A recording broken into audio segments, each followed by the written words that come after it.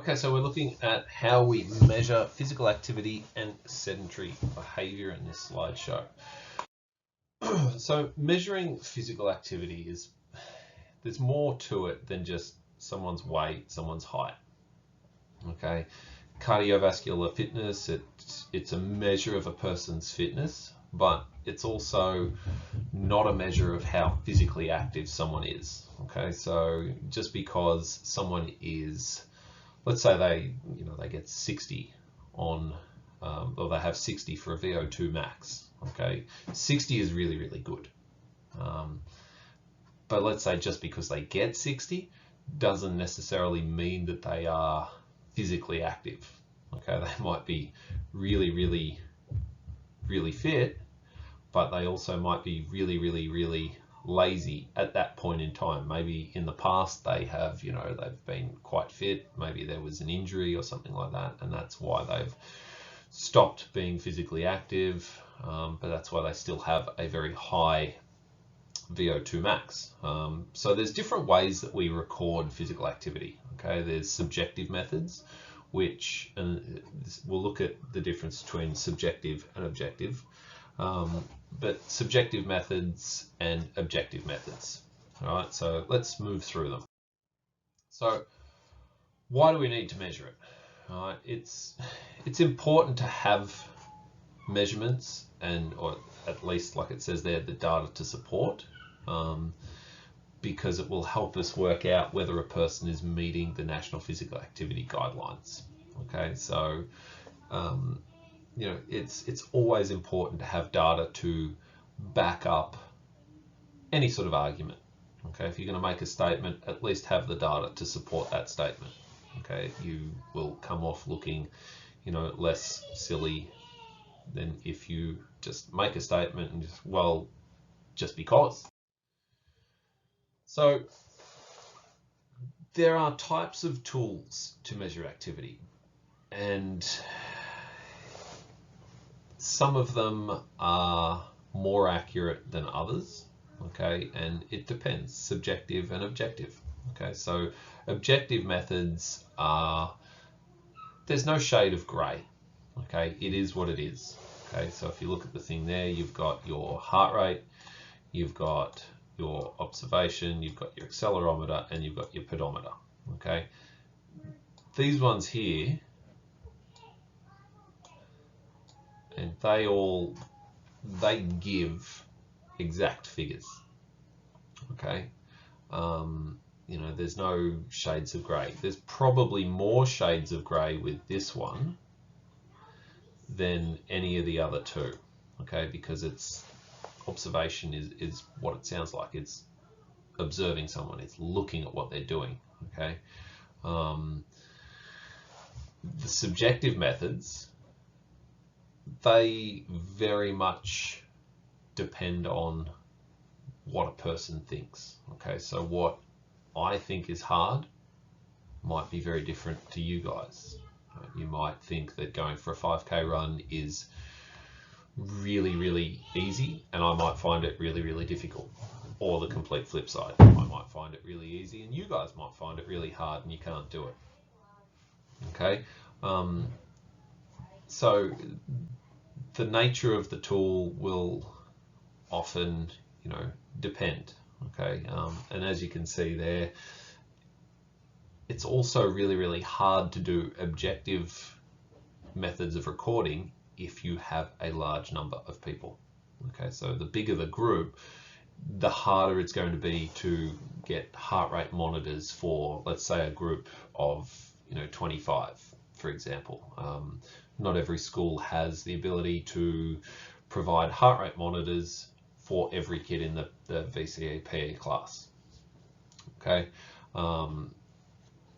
and it also depends on the cost. So the more objective the method, the more expensive it is. Now that's changed in recent times. It used to be quite expensive even to go and purchase a pedometer, but nowadays pedometers, they're like bottom of the scale in terms of the technology.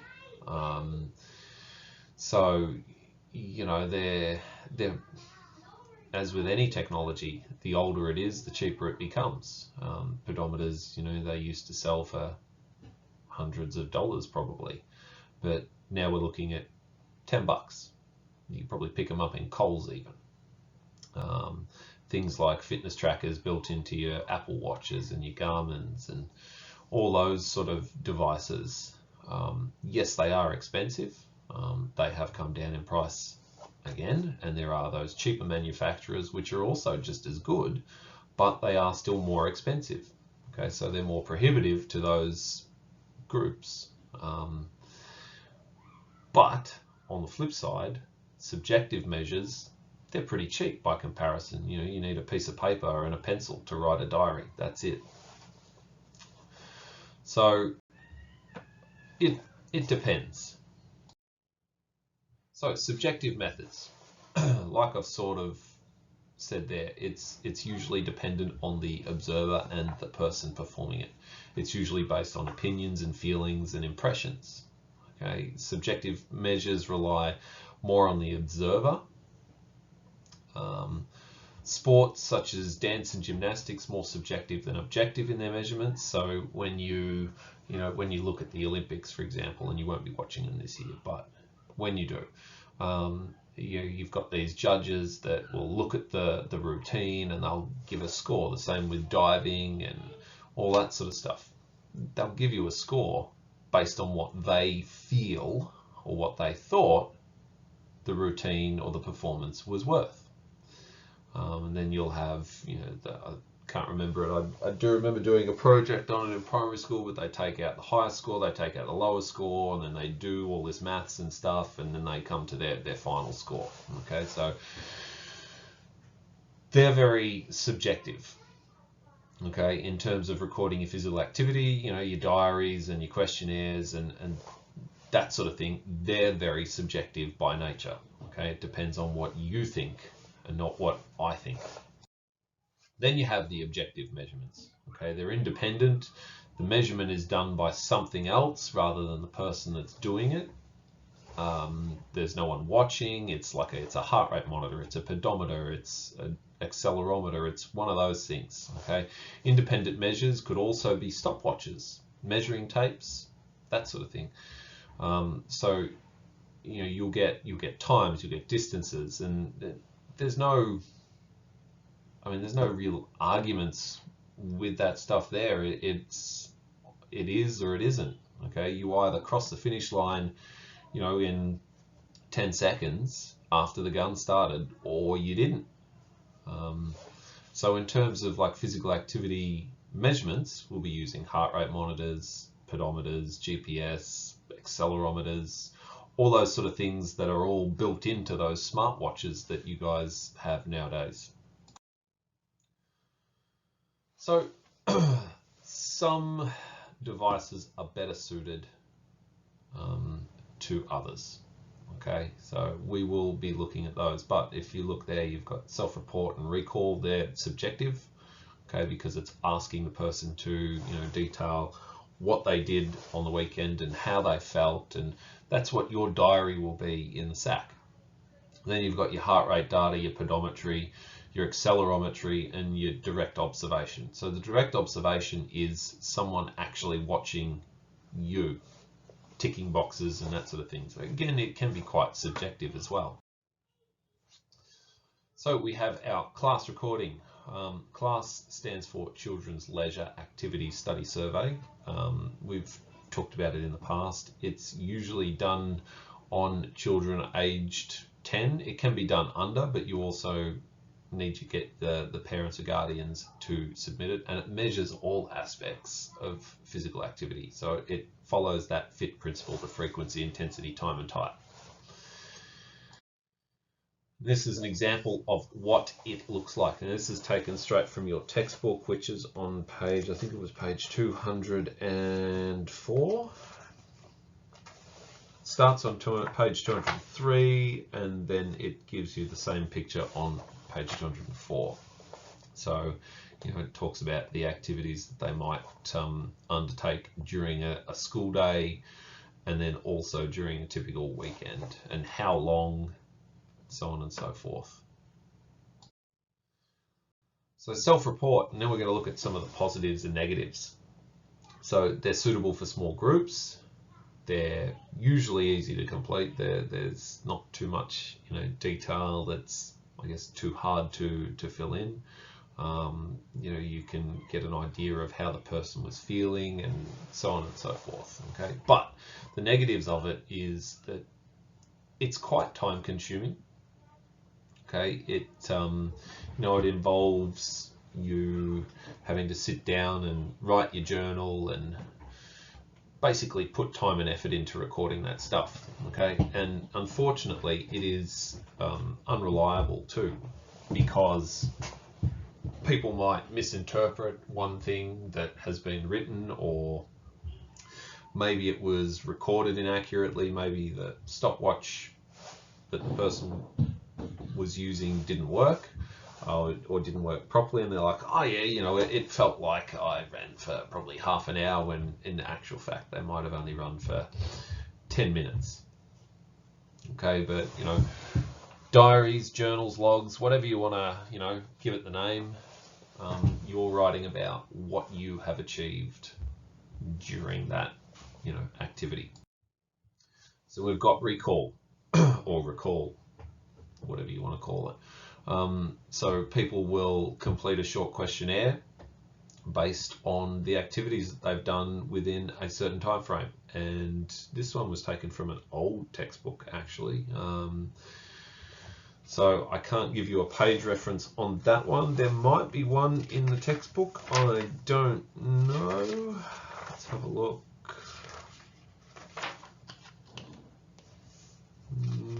No. Goes on to talk about it, but it doesn't actually give you an example of one. Heart rate, okay, it records specific data. Okay, it's not looking at anything else except for the number of times your heart beats during activity. Fortunately, it's really easy to use. Back. So yeah, it's easy to use. Nowadays, it's much easier. Okay, they used to be a bit fiddly back in the day. I can show you a picture of one. Hold on. Okay, so I'm back. Polar. Hold on, got the kids coming to visit. And I'm back again. Okay, Polar, they're still around, but they used to create just little watches. Okay, this one's battery's gone flat, but you had a watch that you would you put on your wrist, and that would display the information. And you've probably seen them. I don't know. Maybe you have, maybe you haven't. Then you would put on one of these. Flip it up the right way. You put on one of those, so it has a strap that basically goes around you. And what would happen is, I'm not going to take the shirt off, but you would strap it to yourself. Oops, broke it a little bit.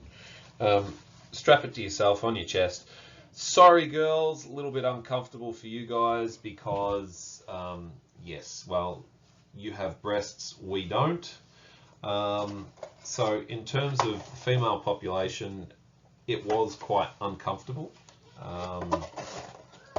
but it was pretty straightforward to use. You put the strap on, you put the watch on, and then both of them talked to each other, and then you got your information. Okay. The only issue was that, for something like that one, that was relatively cheap, you would need to stop and record the data that was being shown. Okay, some of the higher end ones would probably keep a record of it and give you obviously more information than the cheaper ones, but they were really, really good.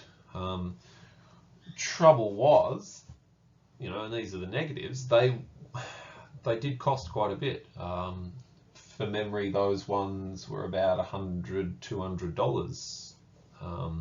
So, they're going to be pretty hard for schools to purchase in large numbers. Some people couldn't even afford them. Like we've already discussed, there was discomfort. A lot of the girls, my previous school I used them at, a lot of the girls would say that they were uncomfortable to wear. And unfortunately, it didn't track all activities. So things like swimming, you wouldn't be able to use it for swimming because they weren't water resistant. They've since made modifications to that, and now they are. But yeah, so there were some negatives of using heart rate recording. You can also get variations in the data simply due to stress. If you've ever paid attention to your heart rate before before you've started an end of year exam or something like that, your heart rate's going to be racing because you are nervous for the exam. I recently did a test for a friend, and it was just running on a treadmill. The first time we did my physical activity readiness questionnaire, my PARQ survey, my heart rate information, it was elevated from what it would normally have been, and then it was also elevated because we did it at the beginning and we did it at the end. It was elevated between those two because the first time I was nervous, I didn't know what what was being expected, and then at the end, well, I knew what I was doing in the test, so it really wasn't that big a deal. So things like stress and heat and emotions and all that sort of stuff can have an impact on heart rate as well. So pedometry, advantages, like I said, they don't cost much. They aren't as invasive as the heart rate monitors. Okay, you just clip it onto your hip, put it in your pocket, whatever, and it has a motion sensor that determines how many steps you've traveled. Some of the newer models also have calories and kilojoules and all that sort of thing that can be recorded, and that's pretty much all there was to it. The recommendation was for about 10,000 steps to be sufficiently active. So we'll look at it again in the promotion of physical activity later on, but there was a study done in Rockhampton up in Queensland, and it was determined that 10,000 steps was what you needed to be meeting. And so they put in place, like the council put in place, all these things to basically encourage people to be physically active. So the disadvantages of the pedometers is that it only takes into account hip movements. So it only takes into account walking and running and that sort of stuff. It doesn't take into account any sort of upper body movements. It doesn't take into account swimming if you do a lot of swimming. It can't store the data. Okay, it doesn't record how strong a movement something was, so it doesn't give you intensity information, so I can't distinguish the difference between walking and running. You can't really use it to compare age groups, and the energy expenditure is based on adult results only, not younger or anything like that. Then we have our accelerometry. Okay, so these are the things that you find in your phones. Okay, so get your mobile phone. Okay, that's what determines whether or not you are, let's say I'm using my daughter as an example, holding the phone that way or holding the phone that way. So it's determined which way the phone was being held, so it's spinning based on its accelerometer built in the phone. They really, they're quite expensive. Again, same as like heart rate monitors and that sort of thing, and they've only really become, I guess, cheap enough to put into everyday products now in the last few years. Okay, so they weren't very invasive. They provided almost real-time information. You could use them for long periods, and it was easy to collect the data, but they cost to use. Okay, they were often inaccurate in terms of assessing activities like walking and loads, weight loads and that sort of thing, and they weren't particularly good. So objective measures and their direct observation. So direct observation involves watching people and noting specific behaviors and activities that they're participating in. So it's usually used with children. Okay, it's going, and it sounds kind of creepy, but you know, going and sitting in a distance, obviously with permission, watching and writing down the behaviors that you're seeing. So, you know, the advantages are that you can observe a large number of people. Okay, you can. I mean, it says that it's difficult with large populations, but you can observe, you know, quite a number of people if you're able to do that. Have multiple recorders and go from there. You can gain a lot of information. There is software that you can use. It's relatively, I mean, it's cheap. It's used in school and community settings. It can be quite time consuming, and you may get some bias in it as well because you know, if people know that if you're observing them, they may change their behaviors. So the last slide here, we have a summary, okay, and it goes from practicality down to accuracy, okay. We are not interested in doubly labeled water. Yeah, so not interested in doubly labeled water, but basically what happens is the hydrogen and the oxygen within the water is, let's say, marked, and then experiments, tests, whatever you want to call them, monitor how long the water takes to be excreted, saliva, urine, sweat, whatever it might be. So let's cross him out because we don't need to worry about doubly labeled water. So you can see increasing practicality all the way down to accuracy. So the most accurate is direct observation. The most practical is recall, but it's not as accurate. That's it. Oh, it's just a table there. Sorry, I got ahead of myself. So it's just a table which details whether or not it measures the frequency, intensity, time. Okay, so when it says duration here, what we're actually talking about is time as well. It can be referred to as, that is a terrible M. It's often referred to as duration as well. So that's an indication of what each of those will measure. So pedometers, for example, they don't measure the frequency, intensity, the duration. Some can, but it's not always there. It doesn't measure the type, it doesn't measure the context, it can measure energy expenditure. Okay, so you see, you know, and you can read the table there. Thanks for watching.